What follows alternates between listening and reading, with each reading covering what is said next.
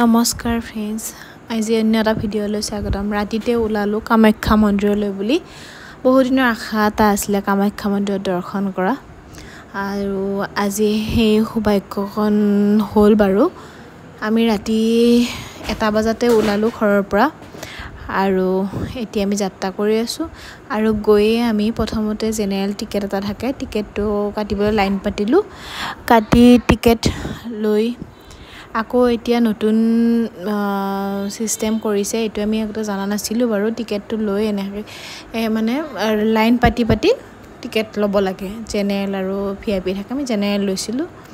আৰু টিকেট লৈ মেলি আমি মন্দিৰৰ ভিতৰলৈ বুলি দৰ্শন কৰিবলৈ লৈছোঁ।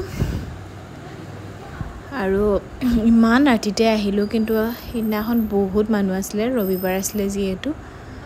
আৰু আমি এনেকৈ ভিতৰত গ'লোঁ, গৈ আমি পালোঁ পুৱা 5 বজাতে আমি পালোঁ। তাৰ পৰা আমি বহি আছোঁ তাতে ভিতৰত হলত, আৰু তেনেকৈ থাকি 7টা বজাত যিহেতু মেইন দৰৱাজা খোলে, গতিকে আমি এনেকৈ লাইন পাতি আমি দুপৰীয়া হৈছে 1টামান বজাত দৰ্শন কৰি আমি তাৰ পৰা উভতিছোঁ। আৰু তাত আমি ভোগ খাব পালোঁ, সেইটো কাৰণে বহুত ভাল লাগে।